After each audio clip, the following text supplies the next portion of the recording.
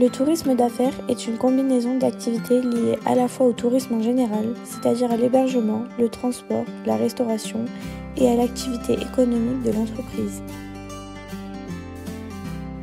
Il se divise en 4 secteurs. Il se compose de voyages d'affaires, de congrès, de conventions d'entreprise, de foires et de salons, d'incentives et de séminaires. Voyons à quoi correspondent les voyages d'affaires.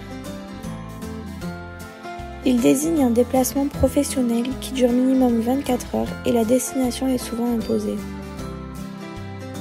Les personnes au cœur de ces voyages ont généralement peu de temps à dédier à leurs loisirs une fois sur place.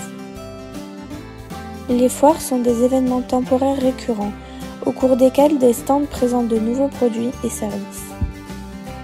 Cependant, lorsque l'objet des foires se consacre essentiellement à une catégorie déterminée de marchandises, celles-ci sont requalifiées de salons. Il existe 2 types de salons, les professionnels et les grands publics. Les exposants des salons professionnels ont pour but de prospecter des nouveaux clients tout en entretenant la relation commerciale. En revanche, les exposants des salons grand public souhaitent, eux, vendre directement au cours des événements. Nous pouvons ensuite définir les congrès et les conventions d'entreprise.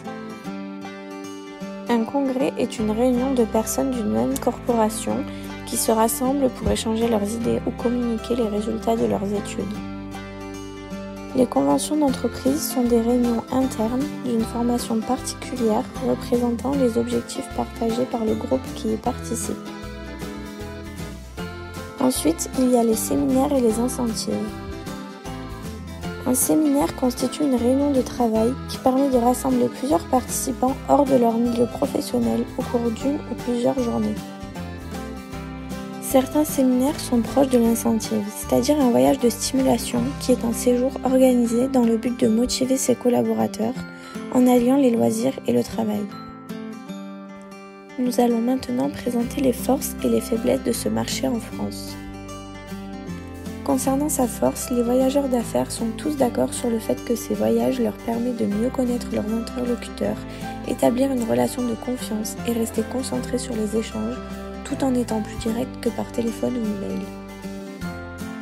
Mais nous pouvons remarquer que la principale force du marché français qui concerne le tourisme d'affaires réside au sein même de son pays, grâce à son expérience touristique. En effet, la France compte des infrastructures d'accueil, des hôtels ou encore des restaurants de grande qualité.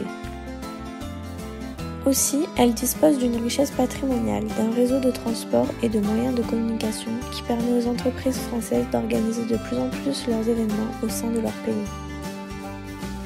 Néanmoins, le marché français possède des faiblesses, mais beaucoup plus structurelles, souvent caractérisées par l'offre d'établissements qui ne se renouvelle pas assez ou des prestations pas toujours adaptées à la clientèle d'affaires.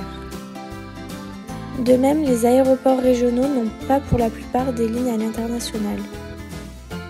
Pour finir, nous pouvons conclure sur ce que l'on peut prévoir après 2020 pour ce secteur. Plusieurs études montrent que les nouvelles technologies pourraient impacter les voyages d'affaires. En effet, grâce à la réalité virtuelle, les voyageurs peuvent visiter un hôtel ou encore participer à des meetings à distance, mais en ayant l'impression d'être au même endroit. On peut imaginer que cette piste va se développer encore plus vite que prévu avec la propagation du coronavirus qui bouleverse énormément le secteur du tourisme.